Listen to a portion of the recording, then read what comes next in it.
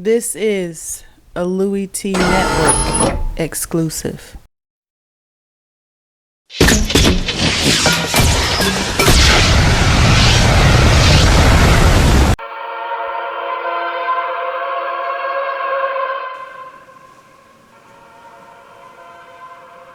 Who else could it be but me, your man, Louie Tee? Welcome. You are in the lab room. Of course, I'm your host, Lou. Thank you for joining me on the 2016 NFL Draft Prospects 101 series. Your guide to some of the biggest and hottest names. The 2016 NFL Draft. I got a sore throat. You can hear it. You can tell. Guess what? I don't care. We're going to power through this sore throat and keep going in the Draft Prospects 101 series. And we're talking running backs. And this is a guy that I don't think a lot of people are talking about, and they should be. He doesn't have long distance speed, but he's got every goddamn thing else. Talking about Utah running back, Devontae Booker. Devontae Swag! Devontae Booker, let's talk about him. This guy was a Heisman hopeful going into his final season at Utah. That's how good he is as a football player. But injuries beset his 15th season. Let's talk about this dude and why I think he's one of the most complete backs in this draft. Now, again, doesn't have the speed. We'll talk about that later. But if you're talking about everything else, he's got it. Let's talk about it. Good size at 5'11", 219, okay? Solid back at right around 5'11", 220. I'll take it. Sign me up. The physical in between the tackles runner. The first thing that jumps off the screen when you watch Devontae Booker is him being physical in between the tackles. He's breaking tackles, he's shedding defenders, he's running over guys. He doesn't care. In between the tackles, he's at home. Get him a pillow, a blanket. He's comfy in between the tackles, man. Okay, and that's where he makes his money. His bread and butter is running in between the tackles. He's not bouncing it outside and outrunning guys. That's not his game. His game is getting in the middle of the field and making guys miss in the hole and getting up the field, running through arm tackles, powering through defenders, and being a physical runner. That's his calling card. Awesome vision. Not good, not great. Awesome vision. Again, when you're talking about the better backs in the league right now, vision is something that is underrated. To me, if you're talking about the holy trinity of the things you need, vision is in that holy trinity of the three things you need to be a dynamic back at the next level. You have to have vision because if you don't see it before it happens, you play checkers. The great backs in the league, they play chess. They see the cutback before it comes. So they're ready when it does open up, they're ready to take advantage of it. Good balance, okay? What's great vision without balance? Let me answer that for you.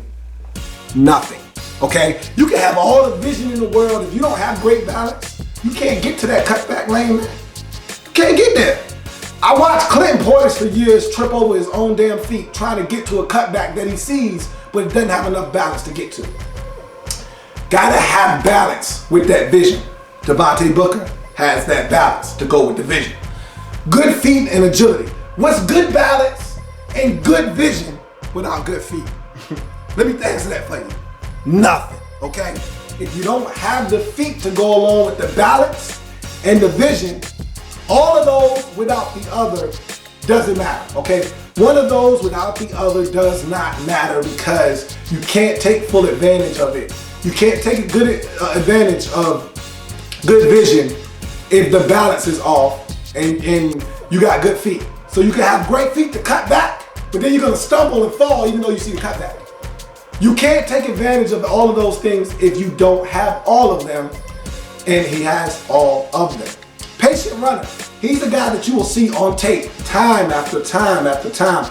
Run to an offensive lineman, put his hand on their back, look around, be patient, feet will actually come to a complete stop, and then bounce it outside and find something. Very patient as a runner, okay?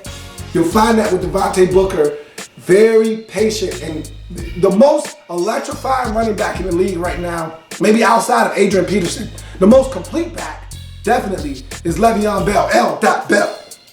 And what is his calling card? patience. Le'Veon Bell will get the football, jump and stutter and kind of chop his feet, and he's looking around, and then he'll take off. He'll literally dance and wait and be patient and pick his spot, and then he'll take it. Devontae Booker, not as patient as Le'Veon Bell, because you got to be a special back to pull that off, but he does exhibit a lot of patience, and it does usually pay off for him in the running game. He can get skinny, okay? To me, his biggest attribute we'll talk about in a few seconds here. But this pro right here getting skinny helps him with the thing that I think separates him from a lot of backs in his draft. And he's able to get skinny in the hole, find some daylight where there's not a lot of it. You know, you see a couple of beams of light through a little small crevice, and he'll say, hey, let me get through there. Let me wiggle through there, find me some green dirt, some open field, so I can get some yards and get up the field. So that's something Devontae Booker does. Yak, look, you gotta be a yak guy. At this level, if you're talking about being one of the better backs in the draft, you gotta be a yak guy. Yards after contact is mandatory. You don't get yards after contact, you're gonna be out of the league very quickly, because guys are gonna hit you. You're gonna encounter guys. As soon as you get the football, sometimes you gotta be able to power through that and get more yards after being contacted in the National Football League. Special in the hole. To me, of all of his attributes, this is the one that I think separates him from many of the backs in this draft. He's special in the hole, and the complete package that is Devontae Booker is something to behold. But to me, this is the one thing that makes him stand out. He's special in the hole. And what do I mean by that? When he gets to the line of scrimmage and he approaches that first wave of defenders, his ability to jump cut in the hole, to accelerate through the hole. He's not extremely fast, but that burst in acceleration through the first wave of defenders is, to me, off the charts. His ability to get skinny at the line of scrimmage in the hole, his ability to make guys miss in the hole, to cut back in the hole, to power through arm tackles in the hole. These are all things that you will find on tape with Devontae Booker to be special. His ability to get yards after contact in the hole, his ability to change direction in the hole, his ability to get through the first wave of defenders and get to that second wave is phenomenal. And to me, that's one of the attributes that separates him from a lot of these backs in the draft. He's special in the hole. Cut back, feet, footwork, vision, all of those things. Physicality, all of that, to me, is special and top-notch when he's in the hole at the line of scrimmage. Excellent receiver out of the backfield. Had 80 catches a couple years ago. Guy catch the football, man. Straight up. I mean, he's a dual threat, multi-faceted, all-purpose back.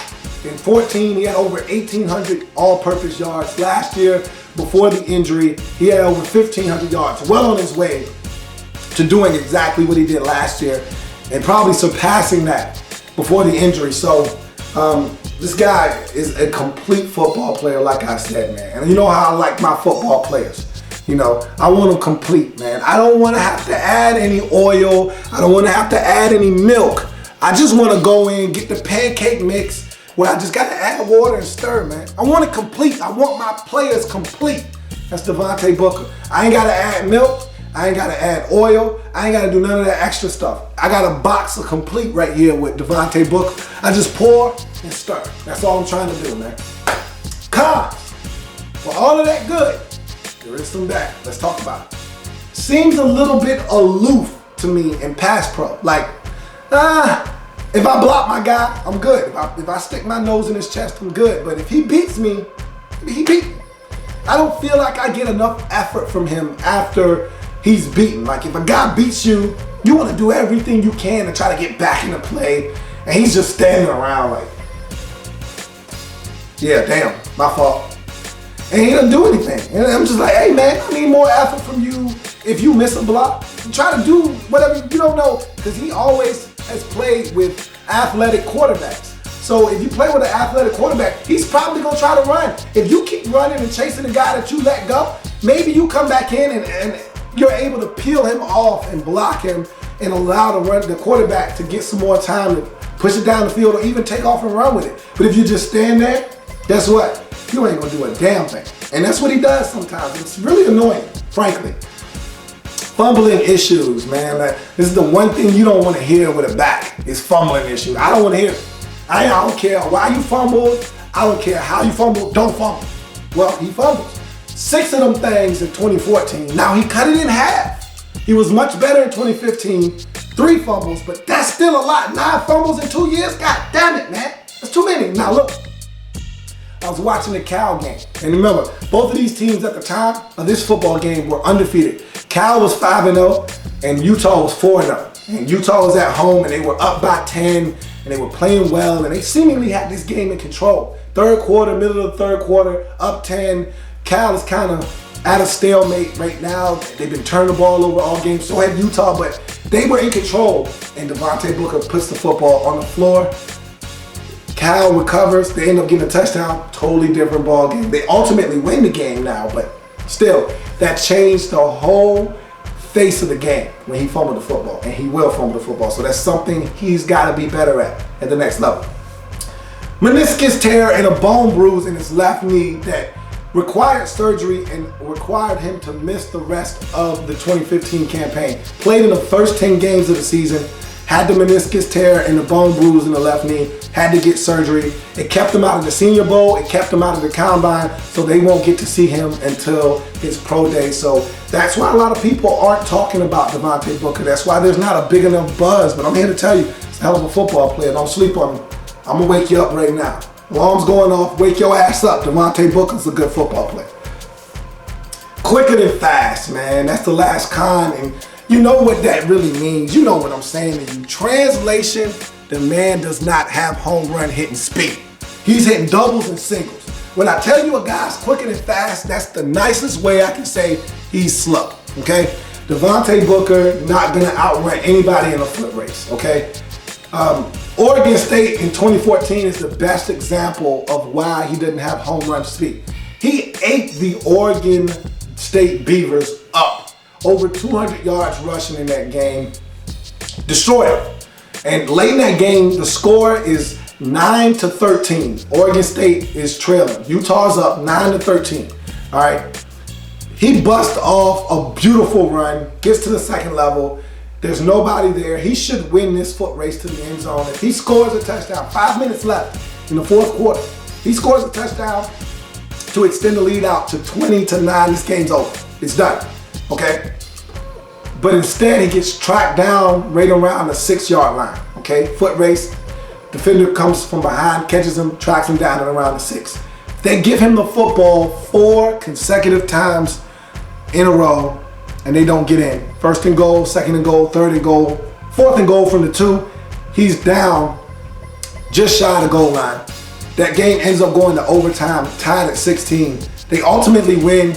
And he ate them up in overtime as well. But moral of the story is, had he scored the first time, had he had that home run ability, even a triple would have gave them a touchdown on that play. He's hitting doubles, folks.